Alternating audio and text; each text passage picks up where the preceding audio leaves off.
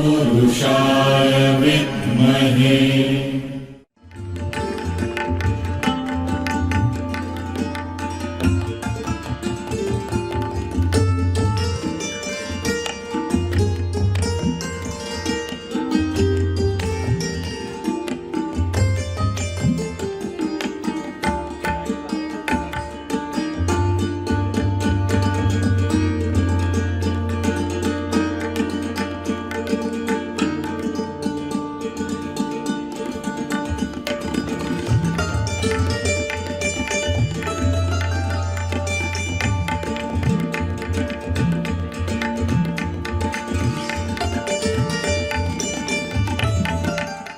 आता हे सगळं करत असताना ही प्रोसेस झाली, बक्षीस मिळालं. बक्षीस मिळाल्यानंतर काय वाटतं? प्रत्येकाला वाटण्याचा आयाम वेगवेगळा आहे. सगळ्यांनाच तुम्ही या ठिकाणी आपलं म्हणजे मत व्यक्त करा असं सांगू शकत नाही. आपल्याला वेळेचा या ठिकाणी म्हणजे भान ठेवायला पाहिजे, कारण की 3 नंतर आपल्याला हा हॉल दुसऱ्या कार्यक्रमासाठी द्यायचा आहे. तर पुरस्कार विजेते जे लोक आहेत त्याच्यातल्या काही लोकांची मी नावं या ठिकाणी सांगते. डॉक्टर राराविगे सरांना उद्या परदेशी जायचे म्हणून ते निघत आहेत, पण सरांकडे एक गोष्ट आम्ही अगोदरच मागून ठेवलं आहे की सरांनी आत्ता फक्त 3-4 मिनटाचं गायन केलेलं आहे. या ठिकाणी बालविकासमध्ये खूप वेगवेगळे कार्यक्रम घडत असतात, तर एक सरांचा गायनाचा कार्यक्रम नक्की या ठिकाणी होणार आणि हे सगळे प्रेक्षक परत त्या ठिकाणी येणार आहेत. एवढ्या 4 ओळीवर आमचं समाधान सर झालेलं नाही, ही फक्त सुरुवात आहे. त्यामुळं आम्हाला तुमचं गाणं ऐकायचंच आहे. तर आपण आलात याबद्दल खूप खूप धन्यवाद.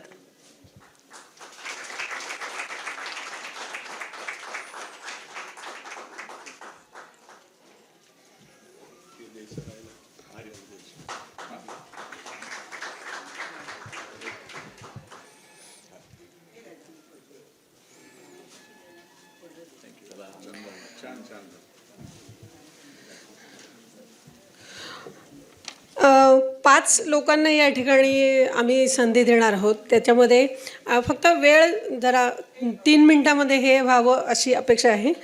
पहिले नाव आहे डॉक्टर शिरीष भावे.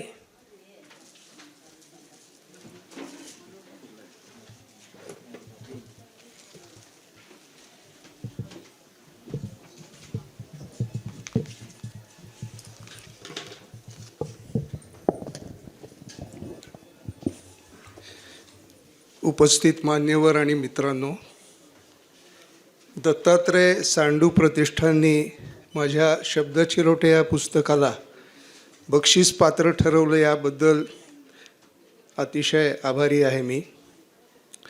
ह्या पुस्तकाला यावर्षी मिळालेला हा 3रा पुरस्कार आहे. पहिला पुरस्कार महाराष्ट्र साहित्य परिषदेचा मिळाला, दुसरा मागच्या महिन्यामध्ये नागपूरच्या पद्मगंधा प्रतिष्ठानचा मिळाला आणि आज हा 3रा. या पुस्तकामध्ये 53 विविध विषयांवरील ललित लेख आहेत. पुस्तक मी फक्त तुम्हाला आता दाखवतो. हे पुस्तक मी लिहायला सुरुवात केली कोविडच्या काळामध्ये, बरोबर एप्रिल 2021 आणि त्या पुढच्या वर्षभरामध्ये ते सगळं लेखन पूर्ण झालं. मागच्या वर्षी मे महिन्यामध्ये ते सगळं मी संकलित करून त्याचं प्रकाशन केलं.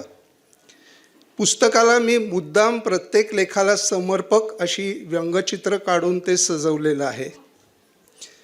पुस्तक मी स्वतःच प्रकाशित केल्यामुळे मला मराठी साहित्याला असे काही पुरस्कार दिले जातात हेही माहिती नव्हतं. परंतु डॉक्टर असल्यामुळे अनेक लोकांशी माझा व्यावसायिक संबंध येतो आणि माझे एक पेशंट आहेत जे स्वतः लेखक आहेत. त्यांना माझं पुस्तक आवडलं आणि ते म्हणाले, डॉक्टर तुम्ही तुमचं पुस्तक का नाही पाठवत पुरस्कारासाठी? आणि त्यांनीच मला पुरस्कारांची यादी, ते कसं पाठवायचं, कुठे पाठवायचं हे सगळं आणून दिलं आणि मग मी ते पाठवलं आणि योगायोगाने त्याला आत्तापर्यंत 3 पुरस्कार मिळालेले आहेत. या बाबतीत मला एक अतिशय महत्त्वाची गोष्ट या ठिकाणी तुम्हाला सांगायची आहे. जिथे जिथे मी पुरस्कार पाठवले तिथल्या कुणाशीही माझी ओळख नव्हती. कुणालाही मी फोन केला नाही की जरा माझ्या पुस्तकाकडे बघा. आणि केवळ गुणवत्ता आणि दर्जा हे दोन निकष पाळून मराठी साहित्याला पुरस्कार दिले जातात हे बघून मला अतिशय आनंद झालेला आहे. आपण अनेक पुरस्कार असे पाहतो, अगदी सरकार दरबारी दिले जाणारे पद्म पुरस्कार सुद्धा यादी बघितल्यानंतर अनेकांच्या भुवया उंचवतात की हे काहीतरी मॅनेज केलेलं प्रकरण दिसतंय. परंतु इथे कुठलंही आरक्षण नाही, कुठलंही राजकारण नाही, कुठलीही वशिलेबाजी नाही आणि केवळ मी म्हटल्याप्रमाणे गुणवत्ता आणि दर्जा ह्या दोनच निकष समोर ठेवून हे पुरस्कार दिले जातात. आणि ज्या क्षेत्रामध्ये असं हे घडतं त्या क्षेत्राचं भवितव्य हे नेहमी उज्ज्वल असतं. आज दत्तात्रय सांडू प्रतिष्ठानला पुढे घेऊन जाणारे आनंद काका सांडूंसारखे धुरीण हे सगळं सांभाळत आहेत. म्हणजे हीच परंपरा याही पुढे चालू राहील याबद्दल मला खात्री आहे. आपण सगळे या ठिकाणी आलात आणि आज आनंद काकांनी मला याबद्दल 2 शब्द बोलायला परवानगी दिली. मी त्यांच्याकडनं 3च मिनटं मागून घेतली होती. पण मला हा मुद्दा मांडायचाच होता की केवळ मेरिट बेस्ड सिलेक्शन ही जी गोष्ट आहे ही मराठी साहित्यामध्ये अजूनही जिवंत आहे आणि म्हणूनच मराठी साहित्याचं भवितव्य उज्ज्वल आहे यात मला तिळमात्र शंका नाही. धन्यवाद.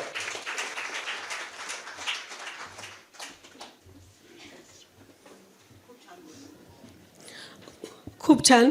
मेरिटवर मिळालेला पुरस्कार दीर्घकाळ स्मरणात राहतो आणि मराठी साहित्यात असेच पुरस्कार नेहमी मिळणार आहेत. म्हणूनच मराठी भाषा साहित्य आणि त्याचे पुरस्कार जिवंत आहेत असं आपल्याला वाटतं. यानंतर दुसरे आहेत विलास गावडे सर.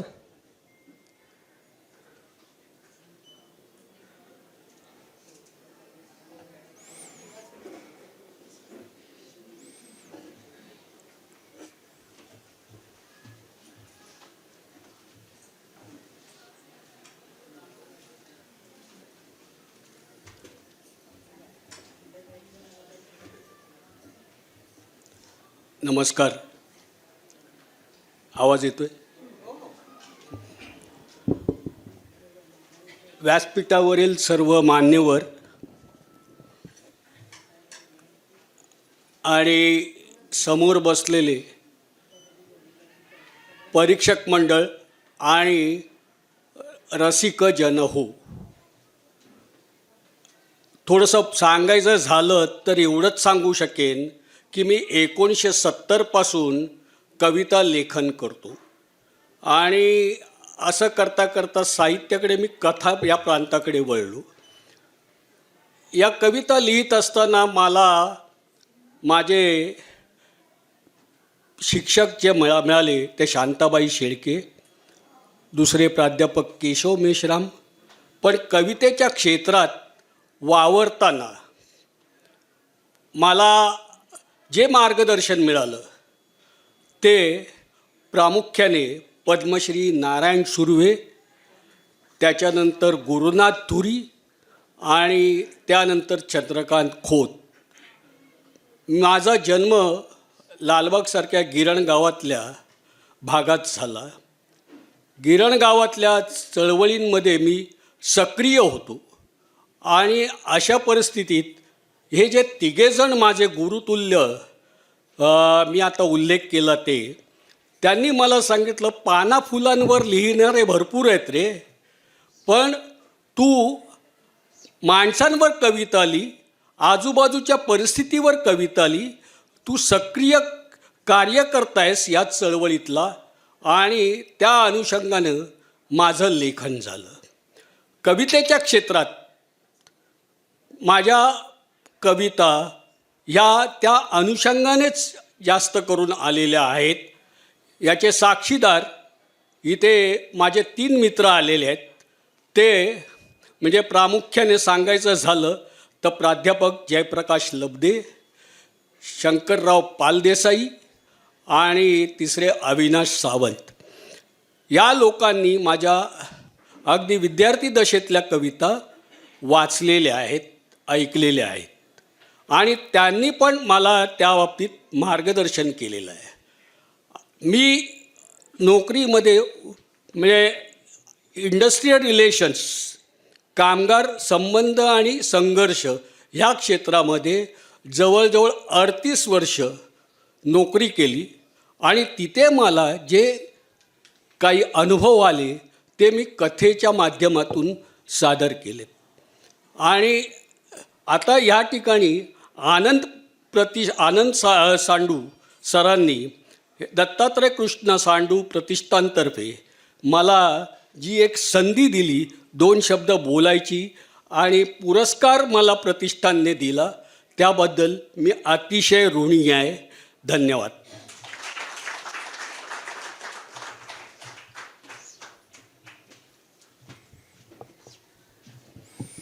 धन्यवाद सर.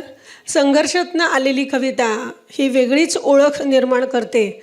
म्हणजे पानाफुलांवर लिहावं, पण जिवंत लोकांवर लिहिल्यानंतर त्याचा संदर्भ वेगळा असतो हे लिहिणाऱ्या कवीला आणि वाचणाऱ्या वाचकालाही जाणवतो. पुढील नाव आहे डॉक्टर उर्मिला चाकूरकर.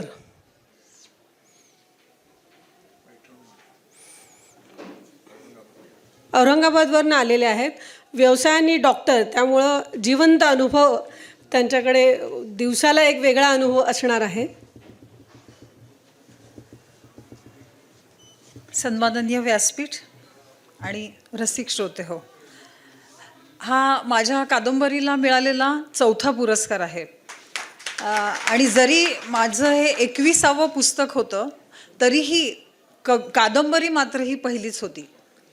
त्यामुळे मला कादंबरी लिहिताना अतिशय म्हणजे धास्ती वाटत होती की बाबा आपल्याला कादंबरी हे प्रकरण झेपेल किंवा नाही.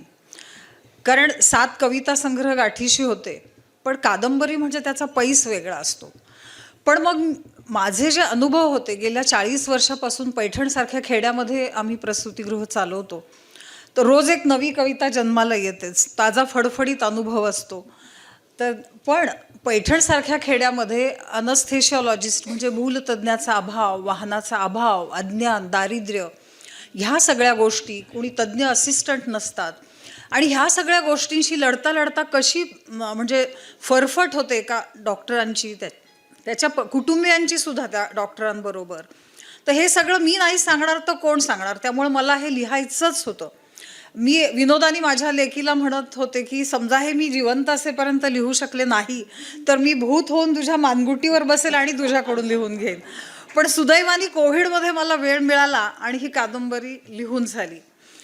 खरं म्हणजे डॉक्टर आणि पेशंटची सध्याची जी नाती बदललेली आहेत, त्याचं जे प्रारूप बदललेलं आहे ते पाहता ह्या कादंबरीचा उपयोग पेशंट नाही व्हायला पाहिजे आणि डॉक्टर नाही व्हायला पाहिजे. कारण डॉक्टर म्हणजे लुटून घेणारे वगैरे वगैरे अशा सगळ्यांच्या सध्या गैरसमज झालेले आहेत. तर मग डॉक्टरांची बाजू कोण मांडणार, तर त्यामुळे मला हे लिहायचंच होतं. ही कादंबरी लिहून झाल्यानंतर प्राध्यापक सतीश बडवे यांच्याकडे मी वाचायला दिली, ब्लर्ब लिहायला दिली. ते मराठी विभाग प्रमुख म्हणून बाबासाहेब आंबेडकर विद्यापीठातून निवृत्त झालेले आहेत. तर त्यांच्या मिसेसनी ती आधी वाचली त्यांच्या कार्यबाहुल्यामुळे आणि त्या म्हणाल्या, अहो असं काय करताय तुम्ही, लवकर बाळंतपण करा ह्या कादंबरीचं. म्हणजे लिहिल्यानंतरचं बाळंतपण पुढचं आता सुरू झालं होतं, प्रसूतीची प्रक्रिया. आणि सर म्हणाले की मी ब्लर्ब नाही देणार तुला. तर त्यांनी प्रस्तावना दिली, म्हणजे मी ब्लर्ब मागितलं आणि त्यांनी प्रस्तावना दिली. हा मला वाटतं की मोठा पुरस्कार मला मिळालेला आहे. आणि त्यांच्या म्हणण्याप्रमाणे की एखाद्या प्रसूती तज्ज्ञांनी स्वतःच्या प्रसूतीचं केलेलं वर्णन हे मराठीमध्ये पहिल्यांदाच आहे. आणि ह्या कादंबरीचं म्हणजे स्वागतही खूप जोरदार झालं. म्हणजे कादंबरी पुण्याच्या नगर वाचनालयात त्याच्या कॉपीज पोचल्याबरोबर तिथल्या लायब्ररियनचा मला फोन आला की अतिशय वेगळ्या विषयावरची आणि आधी कुणीही न हाताळलेला असा हा विषय आहे आणि ही कादंबरी मला खूप आवडलेली आहे. त्यांचा माझा काहीच परिचय नव्हता आणि मला खूप आनंद झाला की म्हटलं जमलं बाबा आपल्याला हे कादंबरी प्रकरण. त्यानंतर कॅनडा इथे या कादंबरीतल्या एका प्रकरणाचं अभिवाचनसुद्धा झालं. 3 पुरस्कार तर आधी मिळालेलेच आहेत. हे मी तुम्हाला सांगितलं. दुसरी आनंदाची गोष्ट म्हणजे ज्यांच्या हस्ते माझ्या एका कविता संग्रहाचं प्रकाशन झालं, पर्ण पाचूया, ते अशोक नायगावकर सर इथं उपस्थित आहेत. माझी मैत्रीण प्रतिभा सराफ इथं आहे आणि झपुर्झामध्ये माझं नेमानी लेखन प्रसिद्ध होत असतं. तर दत्तात्रय सैतवडेकर पण इथे उपस्थित आहेत. ह्या सगळ्या स्नेहांमध्ये मला हा आज पुरस्कार घ्यायला मिळालेला आहे. हे मला वाटतं की माझं मोठं भाग्य आहे. कालच माझ्या 22व्या पुस्तकाचा प्रकाशन सोहळा औरंगाबाद इथं पार पडला. गुजरते हुए असं ते चरित्र आहे का मोठ्या माणसाचं, साहित्यिकाचं. आणि तो आटोपून मी पुरस्कार इकडे घ्यायला आले, कारण की पहिले 3ही पुरस्कार घ्यायला मला जायला जमलं नव्हतं. आणि सरांनी इतका आवर्जून आणि अतिशय, म्हणजे कार्यक्रम सोहळा सुविहित झाला आहे तर तुम्ही अनुभवलंच आहे. अतिशय शिस्तबद्ध आणि आग्रही आवर्जून त्यांनी मला बोलवलं. त्यामुळे मला वाटलं की नाही, आता जायलाच पाहिजे आपण. त्यामुळे एवढी घाई असून सुद्धा मी आले आणि मला वाटतं की ते येणं सार्थकी लागलेलं आहे. कारण सरांसारख्या रुजू आणि प्रेमळ व्यक्तिमत्वाच्या व्यक्तींनी हे सगळं प्रतिष्ठान सांभाळलेलं आहे. यातच सगळं काही आलं.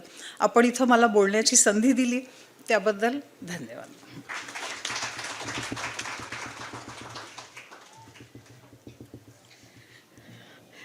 प्रत्येक स्त्री एक आई असते आणि आईच्या ह्याच्यातनं वेगवेगळ्या घटना बाहेर येतात.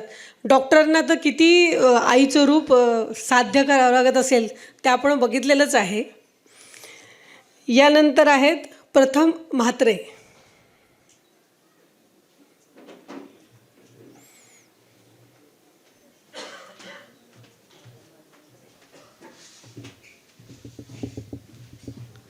सन्माननीय व्यासपीठ आणि उपस्थित सर्वांना नमस्कार.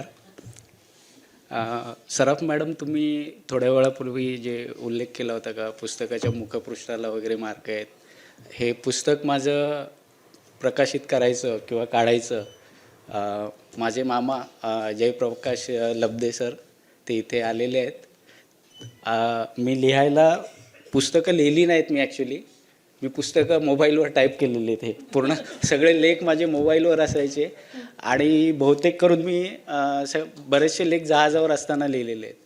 आणि माझा लेख लिहून झाला की माझ्या आईला मी व्हॉट्सॲपवर पाठवायचो. मग आई त्याच्यावर अंगठे पाठवायची किंवा प्रतिक्रिया द्यायची आणि फॉरवर्ड करायची. आणि फॉरवर्ड होत होत ते आमच्या जयमामांकडे गेले आणि जयमामांनी आईला फोन केला की ह्याचे पुस्तक काढायचे. ह्या पुस्तकांच्या प्रकाशनाला नायगावकर सर आले होते, माझे अरुण मामा होते. अरुण मामांनी ह्या पुस्तकाला प्रस्तावना दिलेली आहे. मॅडम, नायगावकर सरांनी माझा इथे फोटो काढला, पण त्यांनी त्यावेळेला असं सांगितलं होतं प्रकाशनाच्या वेळी की तुझं पुस्तक हे सगळीकडे पोचलं पाहिजे. काका, नागपूरहून मला पुरस्कार मिळाला, बडोद्याहून पण मिळाला, हिंगोलीहून मिळाला, सांगलीहून मिळाला, म्हणजे महाराष्ट्रातल्या जवळपास प्रत्येक भागातून मिळतात मला पुरस्कार. काल कोंबसापाचा पुरस्कार जाहीर झाला. ह्या पुस्तकाला 7 पुरस्कार झालेत आणि ह्या पुस्तकाला 4 पुरस्कार झालेत. मी मुद्दामून दाखवतो याचं मुखपृष्ठ, ह्याच्यावर माझाच फोटो आहे. कारण माझे बाबा पोलीस अधिकारी होते. त्यांची जी युनिफॉर्म होता, मला काय पोलीस होता आलं नाही, पण ह्या जहाजावरच्या नोकरीवर जाण्यासाठी, म्हणजे मी लहान असलो, मी मामाच्या गावाला बोटीतून जायचो, आगगाडीने नाही गेलो. बोटीतून जाताना भाऊच्या धक्क्यावरून रेवस बंदरात जाताना मी मोठी मोठी जहाजं बघायचो. कधी वाटलं नव्हतं की या जहाजांवर मला प्रत्यक्ष काम करायला मिळेल. वयाच्या 25व्या वर्षी कुठले तरी पेपरमध्ये ॲड बघितली. माझं जे इंजिनिअरिंगचं मेकॅनिकलची जी माझी शाखा होती त्याच्या क्रायटेरियामध्ये मी बसवत होतो आणि 25व्या वर्षी मला ही अशी नोकरी असते किंवा इथे काम करायला मिळेल. मग त्याचा शोध घेत घेत ते कॉलेजपर्यंत पोचलो. तिथे तो युनिफॉर्ममध्ये फिरणारी मुलं बघितली की पोलिसाची वर्दी नाही, पण एक हा पांढरा युनिफॉर्म आपल्याला नक्कीच घालता येईल. आणि त्यानुसार मग मी ह्याच्यामध्ये नोकरी कशी मिळवायची ते प्रयत्न केले आणि जहाजावर गेलो. जहाजावर काम करणं तसं सोपं नाही आहे. सर, आनंद सर, तुमचं संस्था जी 1899 साली सुरू झाली, आज 125 वर्ष व्हायला आली त्या संस्थेला. म्हणजे गुगलवर किंवा याच्यावर माहिती काढली असता सांडू ब्रदर्स असं नाव बघायला मिळतं. जो हा पसारा आहे तो तुमच्या ब्रदर्स या नावामुळे मला वाटतं अजूनपर्यंत टिकला आणि वाढतोय तो. मी जहाजावर कारखान्याला हो तिसरी पिढी आहे जी हे आहे. काल माझी बायको म्हणाली की आपल्या लेकीवर म्हणे तुझं प्रेम कमी आहे, तुझ्या भावाचं जास्ती आहे. म्हणजे ह्या कुटुंबाच्यामुळे मी जहाजावर नोकरी करू शकतो. माझी मुलं माझ्या ताटात नाही जेवत, माझ्या बाबांच्या ताटात जेवतात अजूनही, आणि त्याच्यामुळे मी ही नोकरी करू शकलो. आणि नायगावकर काका, तुम्ही भविष्यवाणी केली होती की हे पुस्तक पोचलं पाहिजे, ते पोचलं आणि त्याला पुरस्कार मिळत आहेत. अरुण मामांनीच यांना प्रस्तावना दिलेली आहे.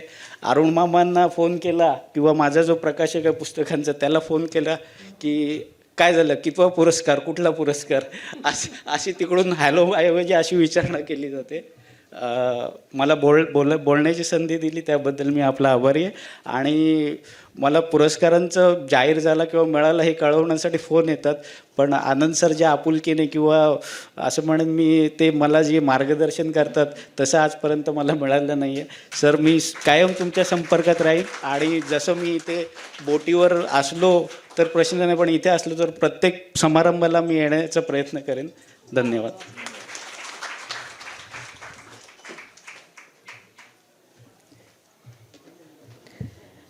जो मुलगा लिहिलेलं प्रत्येक गोष्ट आईला पाठवतो त्या मुलाची 100 पुस्तकं नक्कीच निघतील इथून पुढे जाऊन. आईसारखा आशीर्वाद आणि आईसारखा जर पहिला वाचक असेल तर कुठलं पुस्तक, आईने अंगठा दाखवला तरी चालेल पण तरी ते पुस्तक सक्सेसफुल होणारच. आणि मात्र सर, तुम्ही दरवर्षी आमच्या कार्यक्रमाला या. एक असा चांगला वाचक, एक सेन्सिटिव्ह वाचक आम्हाला या ठिकाणी मिळाला.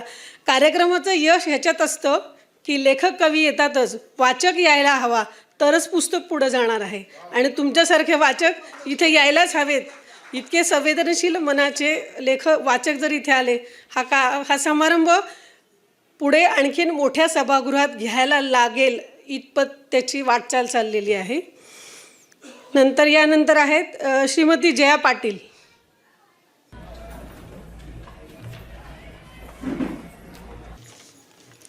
नमस्कार. व्यासपीठावर विराजमान आजच्या या पुरस्कार सोहळ्याचे अध्यक्ष महोदय, कार्यक्रमाचे प्रमुख पाहुणे तसेच सांडू प्रतिष्ठानचे सदस्य आणि या सोहळ्याला उपस्थित असलेले मान्यवर, आपल्या सर्वांना जया पाटीलचा पुनश्च नमस्कार. मंडळी, साहित्य क्षेत्रात अत्यंत प्रतिष्ठापूर्वक गणले जाते असे दत्तात्रय सांडू प्रतिष्ठान चेंबूर यांच्या वतीने 2022-23 या वर्षातील साहित्य कृतीतील या पुरस्कारांमध्ये माझ्या चिमुकले जगत या बालकविता संग्रहाला उल्लेखनीय पुरस्कार मिळाला. याबद्दल मी स्वतःला खूप खूप भाग्यवान समजते. आणि हे भाग्य हा योग माझ्या भाग्यात माझ्या मैत्रिणीमुळे आलेला आहे. त्या मैत्रिणीमुळेच मला या पुरस्काराविषयी कळले आणि तिनेच माझे पुस्तक प्रतिष्ठानपर्यंत पोहोचवले. बालसाहित्य निर्माण करणे तसे सोपे नाही. लहान मुलांच्या मनोविश्वात जाऊन त्यांचे प्रश्न, त्यांच्या मनातील कुतूहल हे सर्व जाणून घेऊन शब्दात मांडणे तसे खूपच कठीण असते. फक्त 10-12 वर्षे मी शालेय विद्यार्थ्यांचे शिकवणी वर्ग घेत असे, तेव्हा त्यांना मी म्हणजे त्यांनी विचारलेले प्रश्न, आईपेक्षा आई आणि आपले शिक्षक यांच्यावर मुलांचा जास्त विश्वास असतो. त्यामुळे त्यांच्या मनातील प्रश्न, कुतूहल मी शब्दात मांडण्याचा प्रयत्न केलेला आहे. मंडळी, शालेय जीवनापासून मला जे सुचेल ते लिहिण्याची मला आवड होती आणि माझी ही आवड माझ्या पतींनी जपली आणि त्यांनी वारंवार मला जे प्रोत्साहन, पाठिंबा दिला, त्यामुळेच मला हे सर्व शक्य झालेलं आहे.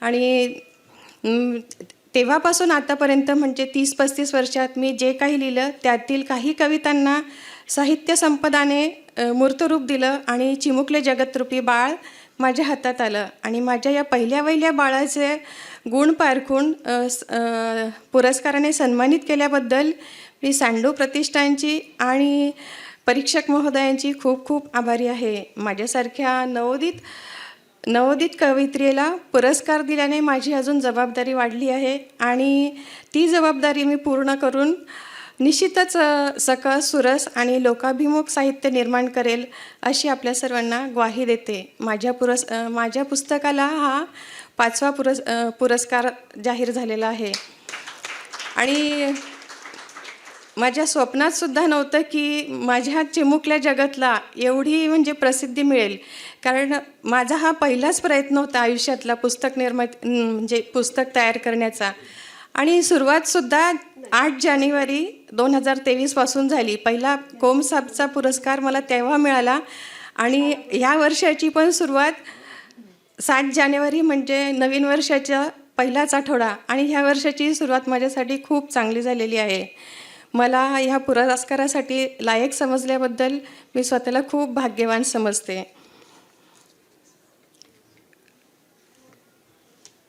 तसेच सांडू प्रतिष्ठानला पुढच्या वाटचालीसाठी शुभेच्छा देऊन मी माझ्या मनोगताला विराम देते.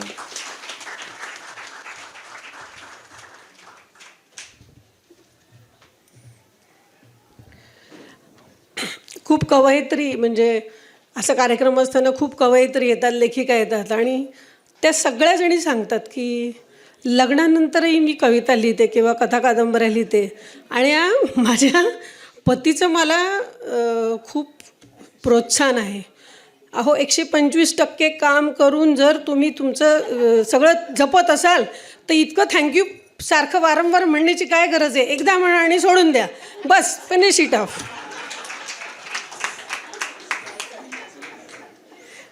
ह्याच्यानंतर येणार आहेत स्वाती काळे.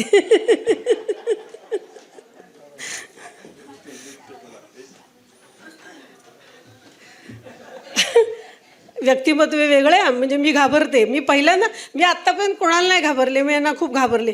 GST म्हणलं की मला खूप भीती वाटते. मी सरकारी खात्यात नोकरी करत होते आणि अकाउंट्समध्ये काम करत होते. मला फार त्रास झाला या संकल्पनेचा.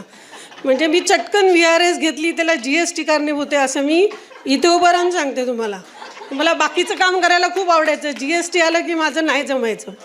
मग मी ते सोडून दिलं आणि आपली पुस्तक वाचायला सुरुवात केली परत एकदा. त्या नृत्य विशारद आहेत, त्यांच्या त्या भाषेत त्या आपल्याला काहीतरी आज वेगळं सांगणार आहेत असं मला वाटतं. स्वातीताई काळे.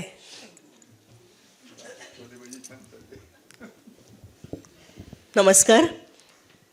मला खरं तर काही वेगळं नाही सांगायचं आहे, मला पण तेच सांगायचं होतं की माझ्या मिस्टरांनी मला खूप मदत केली. माझ्या सासूबाई इथे समोर बसलेले आहेत, त्यांनी, आणि माझे सासरे आता दिवंगत आहेत पण त्यांचा पण निश्चितच फॉरवर्ड करत जा दाखवतो. तर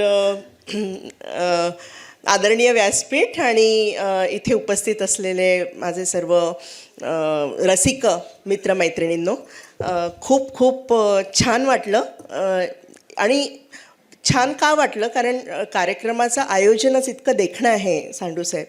म्हणजे आम्ही आलो इथे, गाडी उभी केली, तितक्यात तुमचा माणूस एक तत्परतेने धावत आला, कारण माझ्या सासूबाईंना उतरायला त्रास होत होता. त्यांनी हातात घेतला, तेव्हाच या सगळ्या कार्यक्रमाचं वेगळेपण जाणवलं. मी स्वतः टुरिझममध्ये GM होती, नंतर महाराष्ट्र कल्चरची डायरेक्टर होती 2-3 वर्ष. तर अनेक हजारो कार्यक्रम केले असतील, हजारो नॅशनल इव्हेंट्स, इंटरनॅशनल इव्हेंट्स केले असतील. पण एक जो आपलेपणा जेव्हा असतो ना कार्यक्रमात, तो कार्यक्रम काही वेगळ्याच उंचीवर जातो. आणि त्याच्यासाठी सांडू प्रतिष्ठानचं आणि आनंद सांडू साहेबांचे खूप खूप अभिनंदन आपल्या सर्वांच्याच वतीने करते. मला अनेक जण विचारतात की महाभारतसारखा असा क्लिष्ट विषय का बरं शोधून काढला आणि त्याच्यावरती का बरं लिहावंसं वाटलं. तर त्याची एक गमतीची गोष्ट आहे. मी आणि प्रकाश खांडगे साहेब एकदा छत्तीसगडला गेलो होतो. तिथे तीजनबाई असतात, पद्मविभूषण तीजनबाई, आणि ते पंडवानी नावाचं जे फोक आहे सगळा प्रकार, तर त्या करतात. तर तीजनबाईंकडे गेलो होतो आणि तिथे म्हणजे काहीतरी असं मिस्टेरियस असं वातावरण होतं. त्या एकट्या अशा बसल्या होत्या, आजूबाजूला असं एक नदी होती, इकडल्या साईडला एक स्मशान होतं आणि त्यामध्ये अशा बसल्या होत्या आणि इतकं वेगळंच वातावरण होतं. आणि 3 दिवस आम्ही त्या तीजनबाईंचा सहवासात होतो आणि अक्षरशः धबधबा म्हणजे महाभारताचा सगळ्या कॅरेक्टर्स आणि हे त्या समजावून सांगत होत्या. मी तेव्हा विचार केला की एका लोकसाहित्याच्या अनुषंगाने आपल्याला इतकी माहिती मिळाली आणि इतकं सुंदर आहे हे महाभारत, तर जर व्यासांचं महाभारत वाचलं तर ते किती देखणं असेल, ते किती सुंदर असेल. म्हणून मी तेव्हा मनाशी घेतलं की नाही, आपण महाभारतावरती काहीतरी लिहायचं, महाभारत वाचायचं आणि महाभारतीवरती काहीतरी लिहायचं. मला असं वाटलं की हे जास्तीत जास्त 7-8 महिने लागतील, आणखीन जास्ती तर 1 वर्ष लागेल. पण जेव्हा ते लिहायला घेतलं, म्हणजे ओरिजिनल महाभारत सगळं वाचून आणि हे करून, तर तब्बल मला 4 वर्ष लागली. आणि प्रत्येक छोट्या छोट्या गोष्टींना इतके असंख्य संदर्भ होते की ते संदर्भ ते सगळं ते शोधून ते लिहिणं म्हणजे एक खूप मोठं चॅलेंज होतं. आता थोडक्यात म्हणजे एक छोटंसं उदाहरण घेते की महाभारतात एक उदाहरण आलेलं आहे, म्हणजे एक मेन्शन आलेलं आहे सीतेचं. तर ते सीता म्हणजे ही सीता कोण, ही रामायणातली सीता आहे का, इथपासून सुरुवात होतं. मला मग एकदा मी दुर्गा भागवतांचं वाचलं होतं, संस्कृती संचित नावाचं. म्हणजे कधीकधी छोट्या छोट्या आणि छान पुस्तकांमधून पण आपल्याला खूप माहिती मिळते. तर त्याच्यामध्ये ते कृषी देवता सीतेचं आला होता रेफरन्स की अगोदर म्हणजे वैदिक काळापासून म्हणजे सीता ही कृषी देवता होती. त्या सीतेचा आणि या रामायणातल्या सीतेचा काही संबंध नाही. तर तसे अनेक असंख्य पदर अभ्यासत मी पुढे गेली आणि हे निर्माण झालं. आणि मला आणखीन एक सांगावं असं वाटलं की तेव्हा मला असं एक अनुभव आला, एक अनुभूती आपण ज्याला म्हणतो, की एक कोणती तरी अदृश्य शक्ती माझ्या मागे आहे आणि ते सगळं लिहून घेते आहे माझ्याकडून. तर म्हणजे आणि मी 2-4 आर्टिकल्स लिहिले, आणखीन जे त्याच्यातले नामवंत होते तज्ज्ञ त्यांना पाठवले आणि त्यांना म्हटलं हे कसं होतं आहे वगैरे. तर त्यांचं आलं की आता तू फक्त याच्यात एक काम कर की तू एकही शब्द बदलू नको याच्यातला. खांडगे साहेबांनी पण तेच सांगितलं, आणखीन समय साहेबांनी पण तेच सांगितलं की एकही शब्द बदलू नको, कारण ते कुठून तरी दुसरीकडून आलेले आहेत हे सगळे शब्द आणि एक वेगळंच लेव्हल आहे याची. तर म्हणून मग मी तशी लिहित गेली आणि या पुस्तकाची निर्मिती झाली. या पुस्तकाची निर्मितीसाठी आपल्या पुढे गुठे मॅडम बसलेले आहेत आणि मला सांगायला फार आनंद होतो की त्या माझ्या पुस्तकाच्या प्रकाशिका आहेत. आणि लताताई गुठे ज्यांना आत्ताच अवॉर्ड मिळाला कथासंग्रहासाठी सोलमेटचा, आणि त्यांना माझ्याबरोबर अवॉर्ड मिळाला म्हणजे मला असं खरंच आनंद द्विगुणित झाला माझा. आणि त्यांनी अतिशय मदत केली. एक अतिशय देखणं पुस्तक, म्हणजे आत्ता सराफ मॅडमनी सांगितलं होतं की सादरीकरणासाठी पण मार्क्स असतात, तर अर्धे मार्क्स मॅडम तुम्हाला माझ्या ह्याच्यातले, कारण इतकं सुंदर सादरीकरण, आणखीन अभ्यासू वृत्ती त्यांची दिसली. आणि मुखपृष्ठ पण सतीश भावसार साहेबांनी केलेलं आहे, अतिशय देखणं असं मुखपृष्ठ झालेलं आहे. तर मला इथे बोलण्याची संधी दिली. साहेब, मला भीतीच वाटत होती इथे यायला, कारण साहेबांनी मला निक्षून सांगितलं होतं तिथे 1 मिनिट बरं, 1.5 मिनिट बरं. बहुतेक माझं जास्ती झालेले आहेत मिनटं. आणि आपल्याला मुख्य म्हणजे दोघांची मुलाखत बघायची आहे, ऐकायची आहे आणि त्याचा आनंद घ्यायचा आहे. आम्ही सगळेजण सर त्याच्यासाठी उत्सुक आहोत. तर मला इथे बोलावलं आणि चांगलं बक्षीस दिलं, माझा उत्साह वाढवला लिहिण्याबद्दल. तर त्याच्याबद्दल सांडू प्रतिष्ठान आणि आनंद सांडू साहेबांचे मनपूर्वक आभार आणि खूप खूप धन्यवाद. थँक्यू.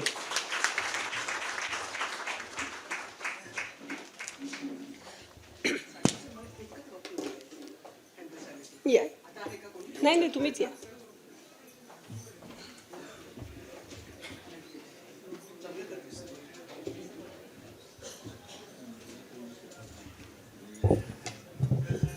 एक अत्यंत उत्तम कार्यक्रम दरवर्षी केल्याबद्दल मी नेहमी सांडू सरांचे आभार मानते. त्यांनी मला बक्षीस पण दिलं, ती गोष्ट वेगळी. फक्त एकच आहे की मी प्रत्येक वेळा मला खटकतं असं की त्यांनी इथे आल्यानंतर ते अख्ख्या महाराष्ट्रातनं आणि सगळ्या मराठी प्रांतातनं पुस्तकं मागवतात. आपल्याकडे पुस्तकं वाचायला मिळत नाहीत हो. सगळ्या दुकानामध्ये पुस्तकं पोहोचत नाहीत. म्हणून मी तुम्हाला नेहमी सांगते की तुम्ही जेव्हा इथे निवडता किंवा ज्यांना निवडता त्या लोकांना म्हणावं तुम्ही येताना तुमच्या 5-5 पुस्तकांच्या प्रती इथे घेऊन या, इथे बाहेर विकायला ठेवा की आम्ही विकत घेऊ शकू. एक आपला माणूस बसला ना, तुम्ही सवलतीत ठेवा, नका ठेवू, मूळ किमतीत ठेवा, पण आम्ही पुस्तकं विकत घेतो. मी दुकानात गेले आयडियलमध्ये की प्रत्येक वेळा 2-3 पुस्तकं विकत घेऊन मी बाहेर पडत नाही, काय मला गरज नाही घ्यायची, पण हे मी देणं लागते माझ्या मराठी भाषेचं. ही भावना मला नका टाळ्या बाजून. ही भावना जी आहे ते माझे गुरु श्रीपू भागवत ज्यांची शताब्द्यात आपण साजरी केली आणि यास्मिन शेख ह्या माझ्या मराठीच्या शिक्षकांनी माझ्या ती रुजवलेली आहे. आणि अजून देखील पत्रकारिता केली मी आता 54 वर्ष आहे, परंतु ते महत्त्वाचं नाही आहे. तर ही मूल्य जी मला मिळाली, जी माझ्या शिक्षणात आणि वाचनातनं मिळाली, मी पुन्हा पुढे सांगते, माझी मुलं तर वाचतात, परंतु त्यासाठी आपण पालकांनी जाणीवपूर्वक पुस्तकं उपलब्ध करून देणं, पण ते आपल्याकडे नसतात. पण दादरला आयडियलमध्ये गेले तरच मला पुस्तकं मिळतात विकत, अशी अवस्था आपल्याकडे. त्यामुळे असे जेव्हा साहित्यिक कार्यक्रम असतील तेव्हा कृपा करून तुम्ही त्या बक्षिसीच्या सांगा तुमच्या 5-5 तरी प्रती आणा, समोर विकलेला ठेवा, आम्ही विकत घेऊ. नाही तर तुम्ही परत नेऊ शकता ना, नाही विकल्या गेलं तर. परंतु आम्हाला उपलब्ध त्यावेळी इतकं छान कौतुक आहे त्या पुस्तकांचं. आणि माझी जी तळपड की मला पुस्तक कधी वाचायला मिळेल आणि कुठे मिळेल. बरं त्यांना विचारलं की ते पटकन भेट द्यायला बघतात, ते बरं नाही वाटत आपल्याला हो की फुकट मिळावं म्हणून कौतुक करते, असं नाही आहे. मला खरंच विकत घ्यायला पुस्तकं आवडतात, पण नाही मिळत तर ती तुम्ही कृपा पण पुढल्या एवढं करा तेव्हा त्यांच्या एवढं काम करा. पुढच्या वेळेला आपण करू. धन्यवाद, थँक्यू. मला एकच मिनिट मोजून 1 मिनिट ये तुला प्रेरणा मिळाली माझ्यापासून? नाही मला प्रेरणा नाही त्याबद्दल नाही. म्हणजे मी याच्यासाठी म्हणतो की या पुस्तकाला 4था पुरस्कार पण मला बोलायला कधी मिळाला नाही, व्यक्त व्हायचं आहे म्हणून अगदी 1 ते 1.5 मिनिटं फक्त तुमचा घेतो. मी लेखक आहे, अभिनेता आहे, निवेदक आहे, बऱ्याच वेळा 3-3 तास बोलत असतो, पण आज अगदी 1.5 मिनिटं मोजून बोलतो. माझं नाव नव्हतं पण मी मुद्दामून सांगतोय. माझी लेक बसले वेणू, तिला तुम्ही म्हणाल तसं की वाचनाचे संस्कार व्हावेत, कारण लहान मुलांवर गोष्टीचे संस्कार होतात. कासव हळूहळू चांगला तो जिंकला, खरा बोललो म्हणून तीर कुऱ्हाडी मिळाले, माझ्या इथे बसलंय, आपल्या सर्वांच्या बसलंय. आणि आता गोष्टी संपत चालल्यात किंवा गोष्टी कोणी ऐकवत नाही, म्हणून तिच्या वाढदिवसाला नवीन 100 गोष्टी मी लिहिल्या आणि तिला 5व्या वाढदिवसाला मी ती भेट दिली. ते फक्त तिचं पुस्तक होतं, मी प्रकाशित करणार नव्हतो, पण माझ्या आजूबाजूचे लेखक मित्र जे आहेत त्यांनी सांगितलं की ते प्रकाशित कर.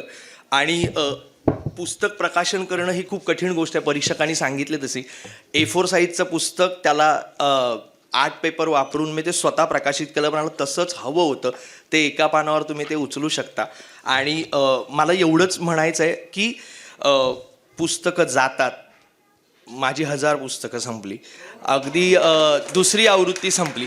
मला बरेच जण म्हणत होते की याला ॲनिमेशनसाठी विचारतायत किंवा कथासंग्रह म्हणून आपण ऑडिओ याच्यासाठी विचारतात. मी त्यांना म्हटलं नाही, अजून 2 वर्षात मला बरीच पुस्तकं हे करायची आहेत. ही पुस्तकं महाग आहेत, त्या क्वालिटीची आहेत, पण पुस्तकं जातात. आणि म्हणून मला फार बरं वाटतंय. त्यात इथे खूप खरेपण आहे. सांगितलं, मला फोन आला तेव्हा मला असं भरून आलं की मी अनंत सांडू म्हटलं हा दादा, मी बाहेर होतो, मला कळेच नाही की मी काय म्हणावं. आणि असं आहे, तू येतोस हा बाळा? म्हटलं हां येतो. मला ते फार बरं वाटलं. आणि हे परत मिळून हे 4थं पारितोषिक आहे, पण अशा पद्धतीने मला कोणीच बोलवलं नाही किंवा अशा पद्धतीने. आणि तुम्हा सर्वांनाच तो फोन लक्षात असेल, ज्यांना हा फोन आला असेल त्या सर्वांनाच. तर हे फार कौतुकाची गोष्ट आहे. आणि आम्ही अभिनय क्षेत्रात आहोत, आम्ही खूप खोटे वागतो, कारण आम्हाला खूप खोटं करावं लागतं. पण इथे जेव्हा खरी माणसं येतात, जेव्हा डॉक्टर साहेब बोलतात, जेव्हा हावरे साहेबांबद्दल आता आम्हाला ऐकायचं आहे, पण गाणं म्हटल्यावर त्यांनी तंबुरा लावला आणि एक सिद्धत म्हणून ते गायले. आणि हे खरेपण आहे. आता एवढी मंडळी इथे दिग्गज बसलेली आहेत, या खरे माणसात आणल्याबद्दल खूप खूप थँक्यू दादा. Thank you very much.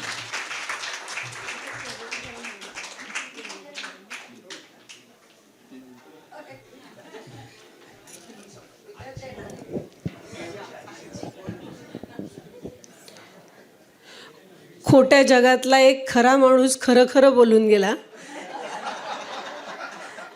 आणि कसं आहे माहिती आहे का, आत्ता मी प्रेक्षकांमध्ये बघितलं बघा, श्रद्धास्थानं असतात. लता मंगेशकर म्हटलं की आपले हात जोडले जातात, नमस्कार केला. चेंबूरमधला काय, चेंबूरच्या बाहेरचा असा एकही कवी नाही की ज्यांना अशोक नायगावकर सर माहिती नाहीत. तर कसं असतं माहिती आहे का, कार्यक्रमाला आल्यानंतर आपण काय घरी घेऊन जातो, तर हे जे सगळे आत्ता पारितोषिक तिथं ज्यांनी घेतलेलं आहे त्या सगळ्यांना आशीर्वाद म्हणून नायगावकर सरांनी व्यासपीठावर येऊन काहीतरी बोलावं असे आम्ही त्यांना विनंती करतो. 3 मिनटं पुरस्कार ज्यांनी घेतलेले आहेत त्यांच्यासाठी. 3 तास कार्यक्रम करायची सवय आहे. सर्वांना नमस्कार. आणि खूप मोठ्या सभागृहामध्ये उत्तरोत्तर हा समारंभ व्हावा अशी मी पहिल्यांदा सदिच्छा व्यक्त करतो. त्यांचं नावच मुळात आनंद आणि सांडू असं आहे, तर तो घरी काय काय घेऊन जायचं आपण, त्यांचं नावच आनंद सांडू आहे, तर तो आनंद आपण घेऊन जाऊ. माझी फक्त एकच इच्छा आहे की दत्तात्रय कृष्ण सांडू या नावाचा पुरस्कार आहे, त्याला आम्ही वाट पाहतो आहे की ज्या विलक्षण कष्टातून या व्यक्तीनं एवढं मोठं एक कार्यकर्तृत्व उभं केलेलं आहे. ते आनंद सांडू हे मूलतः कवी आहेत, खूप छान वक्ते आहेत, तर त्यांचं एक आत्मकथन हे याची आम्ही वाट पाहतो आहोत, याची मी वाट पाहतो आहे. आणि दुसरं पुस्तक हे कविता संग्रहाचं आहे. आम्ही सगळे एकत्र 25-30-35 वर्षापूर्वी अनेक ठिकाणी आम्ही कवी संमेलनं केलेली आहेत. त्यातल्या फक्त आमच्या जोशी मॅडम तर त्या फक्त दिवंगत झाल्या, पण आम्ही कवी संमेलनाचे अनेक त्यांच्या गच्चीवरही कार्यक्रम केलेले आहेत. आदरणीय हावरे आणि यांना आपण ऐकायला जमलेलो आहोत.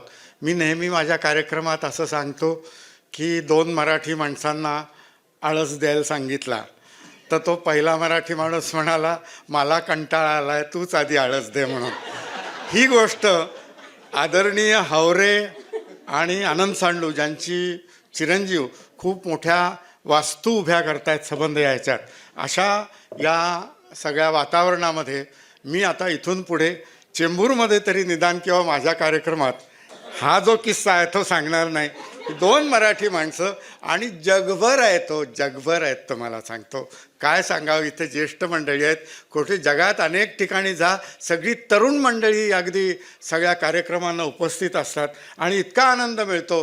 गेल्या वर्षी मी त्या एका गणेशोत्सवात होतो, 500 मंडळी अशी गणेशोत्सव. इंग्लंडची राणी गेल्यामुळं त्यांनी त्या दिवशी बसवला नाही, पितृअमावस्येला गणपती बसवला. म्हणजे आपली देव हे इतके ॲडजस्ट होणारे आहेत की ते परदेशातले मंगळागौरसुद्धा शनिवार रविवार करतात. म्हणजे तर अशा सगळ्या याच्यामध्ये 500 माणसं फेटा घालून, कोल्हापुरी फेटा आणि 50 ढोल वाजतायत आणि ती ब्रिटिश मंडळी सबंध ती मिरवणूक बघतायत. असं चित्र जगात अनेक ठिकाणी बघायला मिळतं. आपल्या इथे फक्त ज्येष्ठ नागरिक सगळ्या कार्यक्रमांना असतात, एवढीच माझी खंत आहे.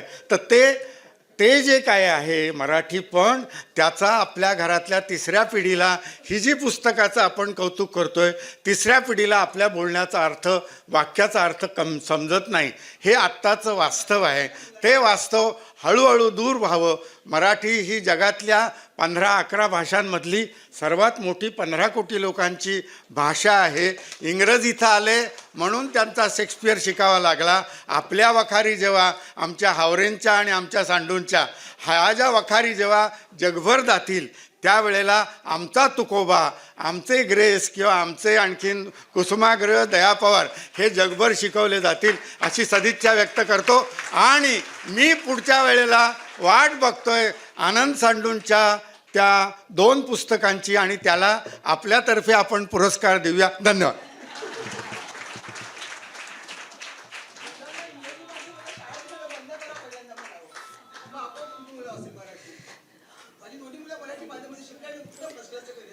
नायगावकर सरांचं भाषण ऐकल्यानंतर एक 5 मिनटं शांत व्हावं लागतं, कारण की आपल्याला मराठी सुचत नाही म्हणजे पुढचं बोलण्यासाठी. आता ह्याच्यानंतर ज्या परीक्षकांनी ह्याच्यामध्ये परीक्षक म्हणून काम केलेलं आहे, त्या परीक्षकांचा सन्मान या ठिकाणी आपण करणार आहोत. पहिला सन्मान आहे प्राध्यापिका प्रतिभाताई सराफ. कॉलेजमध्ये MSc लॅबमध्ये असतात, पण कविता कधी लिहितात हा वेगळाच प्रश्न आहे. आणि इतक्या सुंदर मराठी कविता लिहिणाऱ्या ह्या कवयित्रीचा परीक्षक म्हणून हावरे सरांच्या हस्ते सन्मान आहे.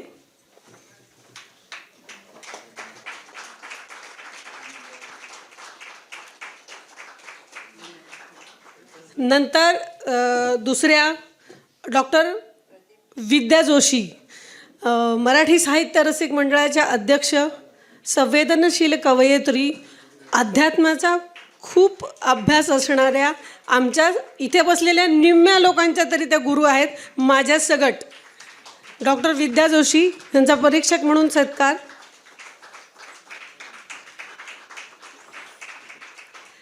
नंतरचं नाव आहे जयश्रीताई भिसे, मराठी उद्योजिका, कवयित्री, अतिशय सॉफ्ट स्पोकन, म्हणजे बोलणार तर ते हळूवार, छान, कधीही चिडून रागवून न बोलणं, समजावून सांगणं, अशी एक छानशी मैत्रीण की जिला आपण कायम आयुष्यभर जपावं, जयश्रीताई भिसे.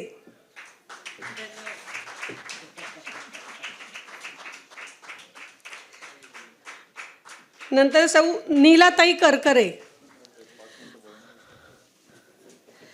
नीलाताई करकरे उत्तम व्यक्तिमत्व, मराठी भाषेवर उत्तम प्रभुत्व आणि सगळ्यांशी जुळवून घेणं, अतिशय प्रतिभावान असं व्यक्तिमत्व आहे नीलाताई करकरे.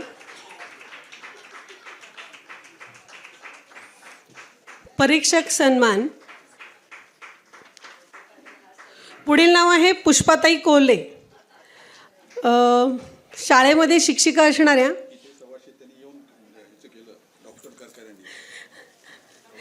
125% आत्ताच मला बघायला मिळालेले आहेत. नीलाताई करकरेंचा फोटो डॉक्टरांनी पुढे येऊन काढला आहे, 125% नक्की आहे.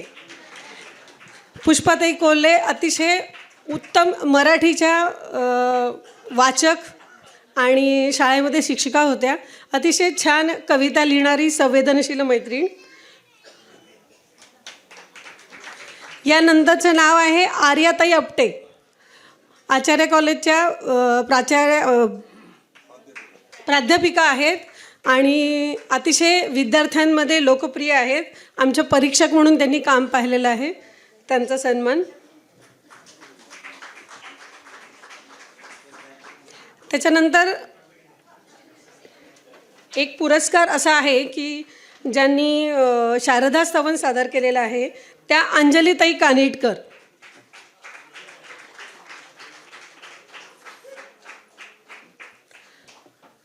अंजलीताई कानेटकर.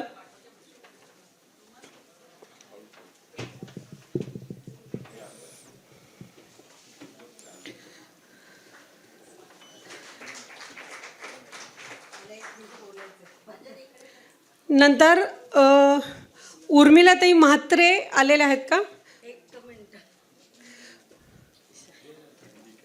या. मगाशी विशाखाताईंनी जे आवाजाबद्दल सांगितलं तर ती नागपूरची थंडी नव्हती. मी आत्ताच नर्मदा परिक्रमा करून आले आणि त्याच्यानंतर ती थंडी होती इंदोरची. तर तो थोडा फरक पडला आणि आनंद सांडू आणि हेमा सांडूंचा आग्रह मला मोडता आला नाही, म्हणून थोडा तो आवाजावर फरक जाणवला. तर ती थंडी आमच्या इंदोरची होती.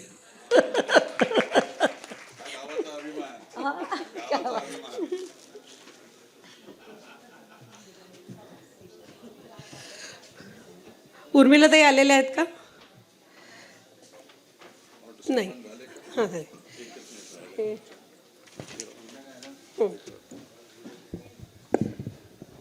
इतकं सुंदर गप्पा मारल्यासारखं आणि खेळीमेळीचं असं निवेदन करणाऱ्या त्यांचा स्वतःचा सत्कार करायला पाहिजे.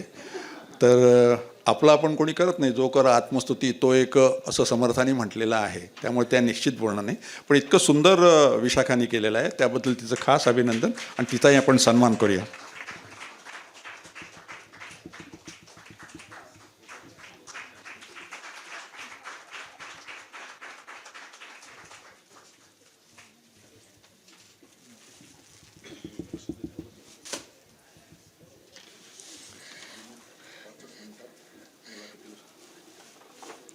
या सोहळ्याला या प्रतिष्ठानच्या प्रेमापोटी खूप लोक या ठिकाणी आवर्जून हजर राहिलेले आहेत. त्या सर्वांचा उल्लेख या ठिकाणी सन्मानाने करणं हे मी माझं कर्तव्य समजते. पहिले आहेत कवी श्री अरुण म्हात्रे. जोरदार टाळ्यांनी सरांचं स्वागत. मराठा मंदिरचे उपाध्यक्ष श्री पाल देसाई. सर उभे राहिलात तर सगळ्यांना दिसाल तुम्ही. आचार्य मराठे कॉलेजचे श्री रमेश महापणकर सर. सर पहिल्या ह्याच्यामध्ये. सर उठू नका.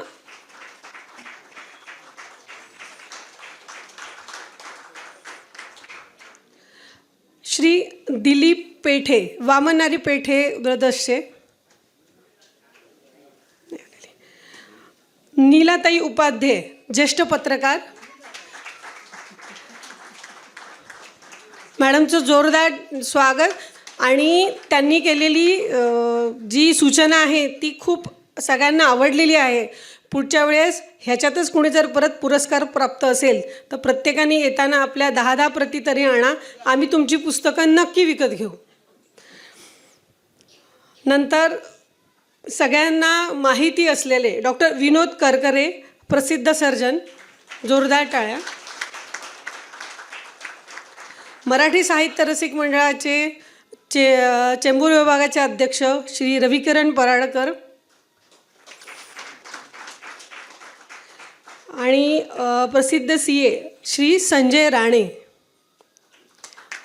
हे अनेक बँकांचे CA म्हणून काम करतात.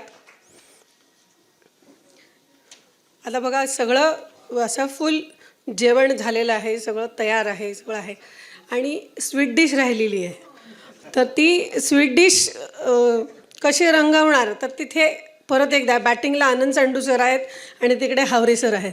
त्यामुळे ती तेवढी दणदणीत छान आणि थंडीमध्ये ऊब देणारी असावी असं मला वाटते.